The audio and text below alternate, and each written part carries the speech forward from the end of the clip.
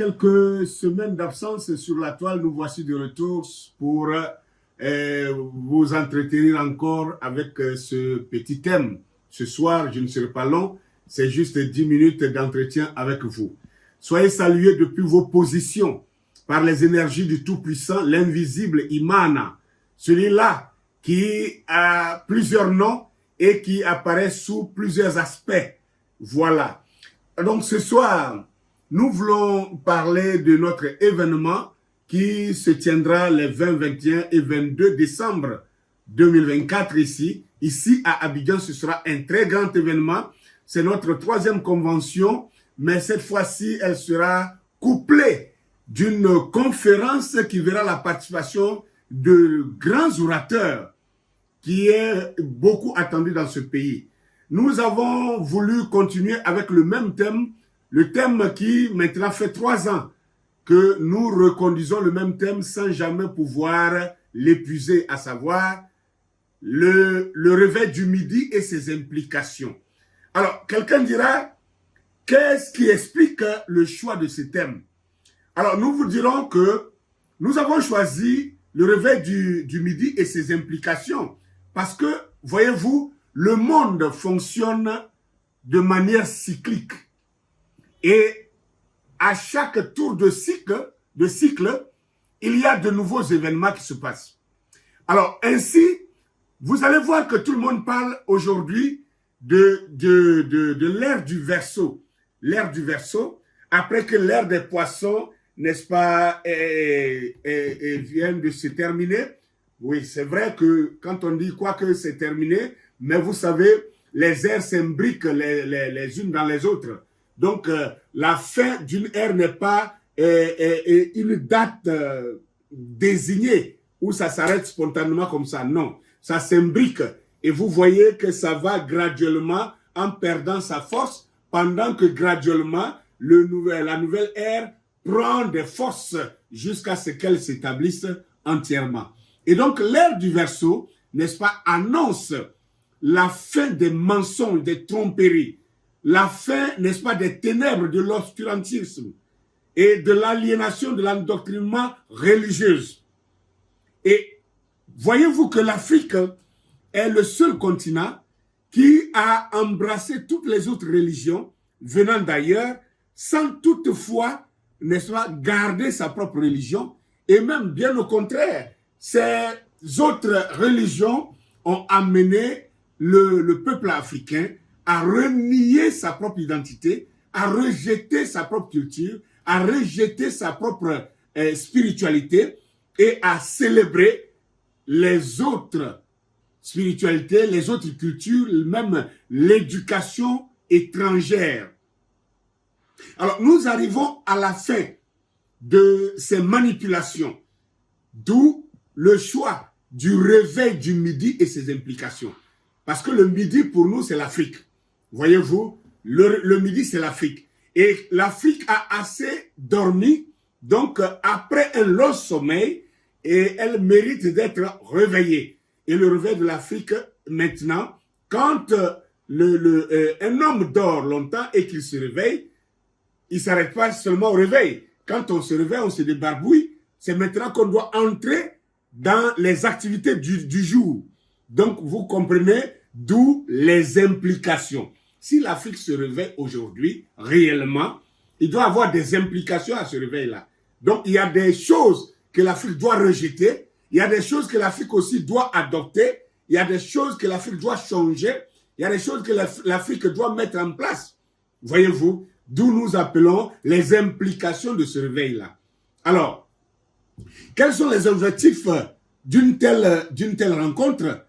Voyez-vous, notre objectif visé est premièrement d'abord de faire connaître aux Africains que l'arrivée de ces religions dites révélées, n'est-ce pas? Avant l'arrivée de ces religions dites révélées, l'Afrique avait déjà une spiritualité.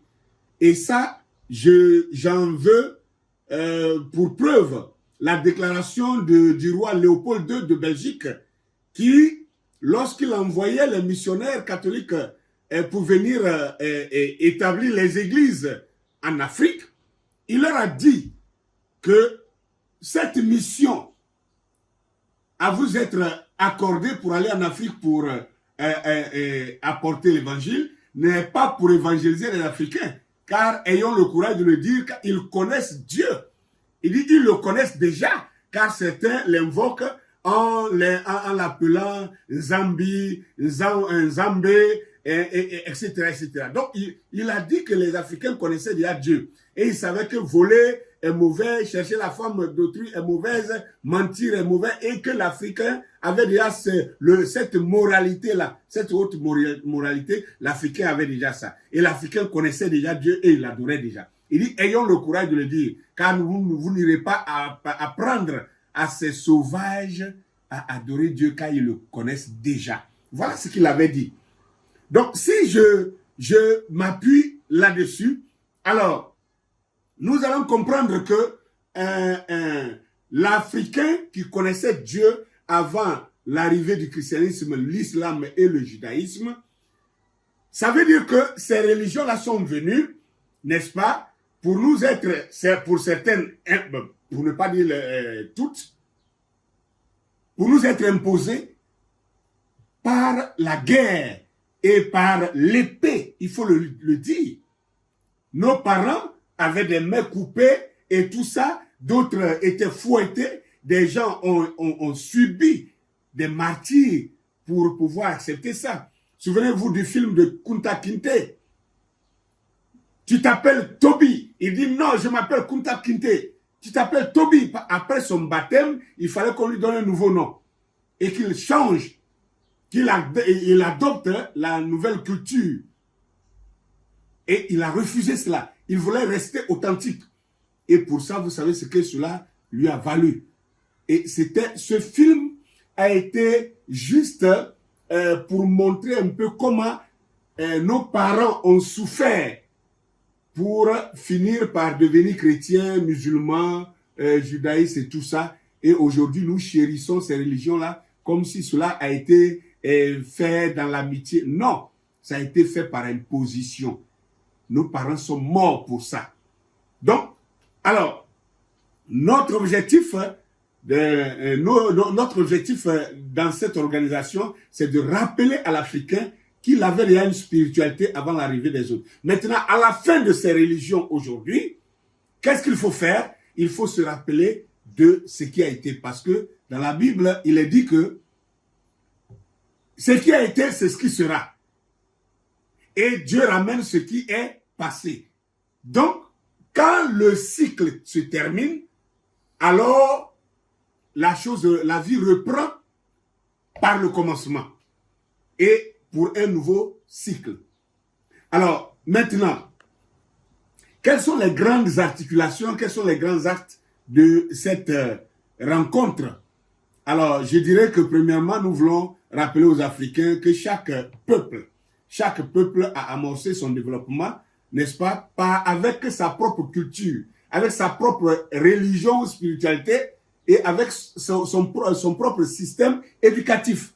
Donc, par conséquent, si l'Afrique arrive maintenant, après avoir été domptée à travers la traite négrière, la colonisation et le néocolonialisme, on a été contrôlé, on a été muselé, écrasé et brimé par toutes ces choses, tous ces phénomènes. Si l'Afrique arrive maintenant à son réveil, ça voudrait dire quoi? Que l'Afrique doit amorcer son développement. Et l'Afrique ne peut pas amorcer son développement avec le paradigme étranger. Non. L'Afrique doit amorcer son développement avec son propre paradigme. Et quand on dit paradigme, on parle de civilisation, c'est-à-dire le système éducatif, la spiritualité et aussi la culture. Donc l'Afrique doit revenir à ce qui est propre à elle-même et non pas s'appuyer sur l'islam ou sur le christianisme ou sur le judaïsme. Non, l'Afrique a sa propre spiritualité, l'Afrique doit retourner à cela. C'est de ça qu'il s'agit.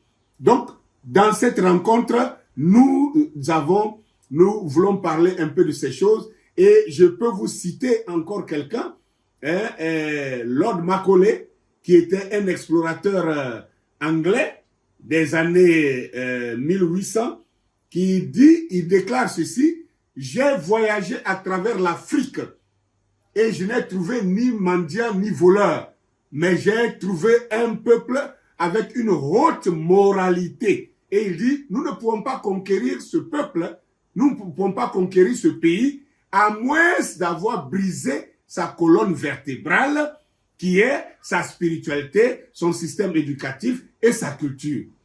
Donc, Lord Macaulay dit qu'il a parcouru l'Afrique et il a vu que l'Afrique avait une haute moralité et il n'y avait pas de mendiants ni de voleurs. Donc, l'Afrique était vraiment bien sécurisée. Et pourquoi? Vous savez, un peuple doit sa réussite à son système éducatif, à sa culture et à sa spiritualité. Parce que c'est en fonction de ce que vous croyez que vous vivez. Tout le monde vit en fonction de ce qu'il croit. Et si ce que vous croyez est bien, votre vie sera bonne. Et votre vie, n'est-ce pas, inclut l'éducation que vous donnez à votre peuple. Vous voyez un peu? Et l'éducation et la croyance, c'est l'ensemble de ça qui fait la culture d'un peuple. Donc vous voyez maintenant qu'il a appelé ça la colonne vertébrale du peuple. Et il fallait briser cette colonne vertébrale. Voilà. Par quoi ils ont brisé la colonne vertébrale de l'Afrique? C'est par les religions. L'islam, le christianisme, comment on appelle le judaïsme, qui ont envahi l'Afrique et qui ont amené l'Africain même à renier ses sources. Au point où l'Africain croit même que pour être chrétien, il faut changer son nom, même son patronyme, il faut rejeter cela. Et pour devenir musulman, il faut rejeter son patronyme. Il faut même changer de manière de s'habiller. Il faut s'habiller comme les Arabes. Et le chrétien doit s'habiller comme les Occidentaux pour être un bon chrétien. C'est-à-dire, on s'est déculturé, on s'est aliéné, on s'est endoctriné, on s'est dogmatisé. Alors, l'heure est venue pour changer tout ça parce que si aucun peuple n'a jamais pu amorcer son développement par le paradigme étranger, cela voudrait dire que l'Afrique non plus ne peut pas amorcer son développement par le paradigme des autres. Non, on ne peut pas atteindre ce réveil pleinement, ce développement pleinement, et en nous appuyant sur les religions comme le christianisme, le judaïsme et l'islam. Non, l'Afrique avait déjà sa spiritualité.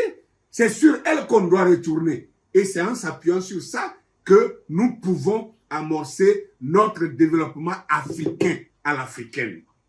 Donc, alors, maintenant, si j'ai un appel à apporter, je demanderai à toute la population ivoirienne et africaine, parce que, vous voyez, il y a certains qui se sont annoncés, qui nous ont demandé de leur envoyer des lettres légalisées pour qu'ils puissent venir participer à cette conférence.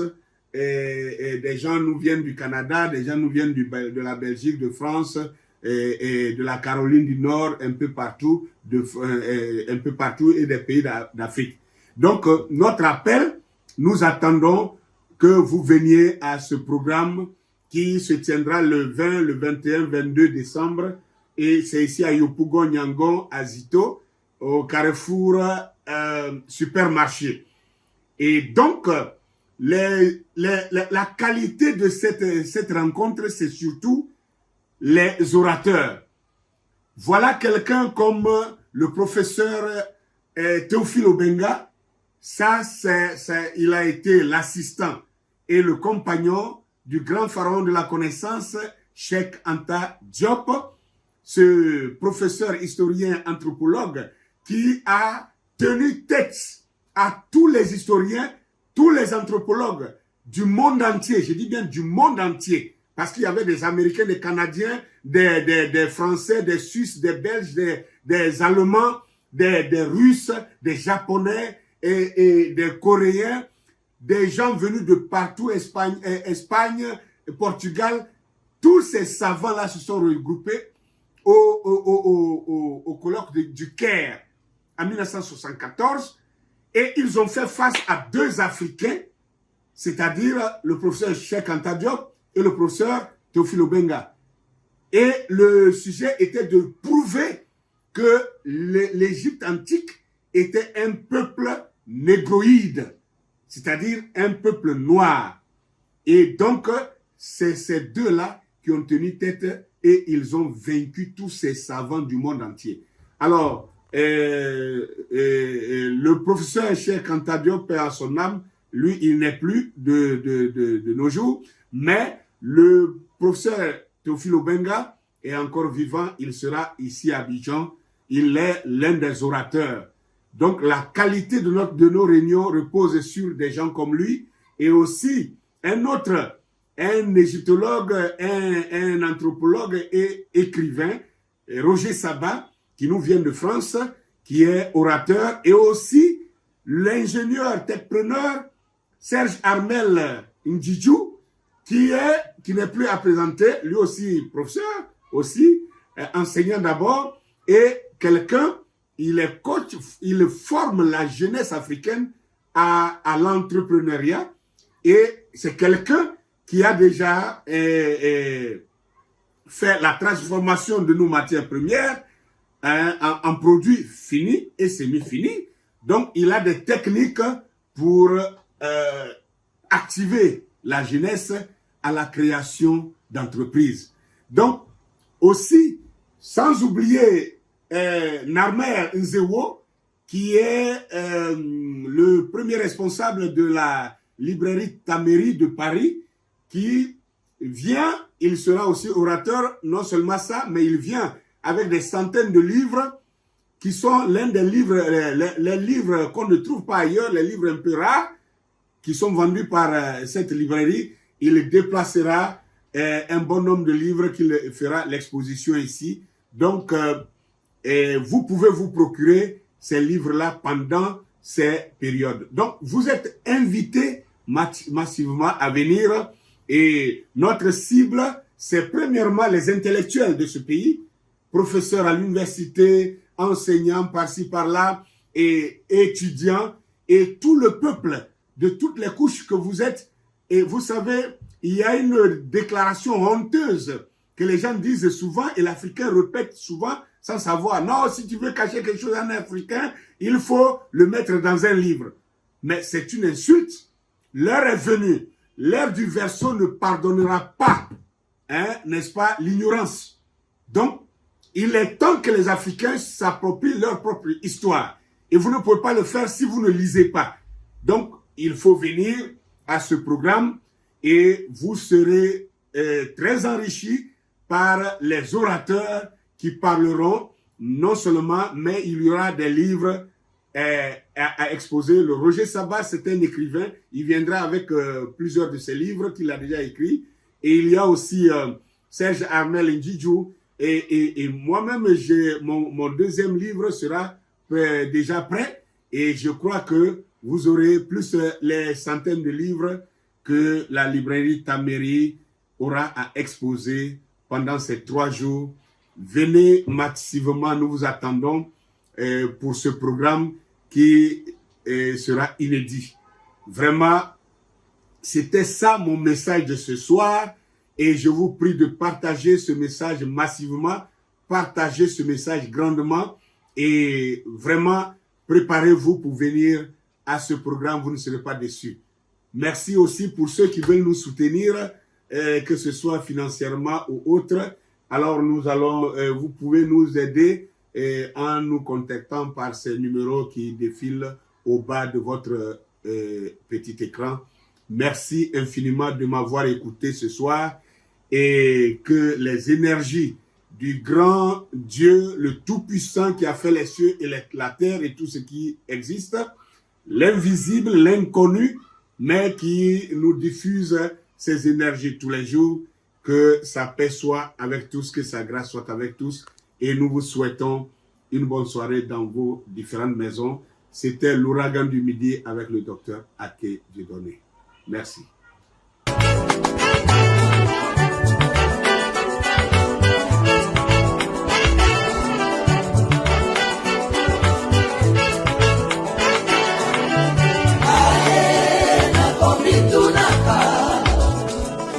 Aye, Nzambe nakomitunaka o Yawe